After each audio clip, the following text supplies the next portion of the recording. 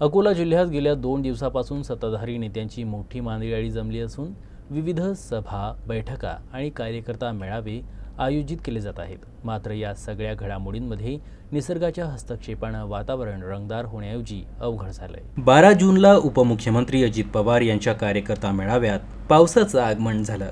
कार्यक्रम सुरू असतानाच आकाश पुन्हा एकदा ढगाळ झालं आणि वाऱ्याचा जोर अचानक वाढला. त्यामुळे अजित पवार यांनीही प्रसंगावधान राखून आपले भाषण लवकरात लवकर संपवलं.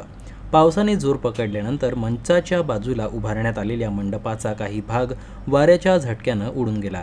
त्यामुळं मंडपाखाली बसलेले कार्यकर्ते आणि नागरिकांमध्ये काहीसा गोंधळ उडाला. पावसामुळे कार्यकर्त्यांना आणि नागरिकांना ओले चिंब अवस्थेत कार्यक्रम सोडावा लागला. काहींना आपली बैठकस्थाने सोडून आडोशासाठी धाव घ्यावी लागली. अजित पवार यांनी आपल्या भाषणात पावसाचा उल्लेख करत ही निसर्गाची कृपा आहे, पावसाच्या रूपानं वरुणराजा आशीर्वाद देतोय, अशा शब्दात परिस्थितीचं निरसन करण्याचा प्रयत्न केला.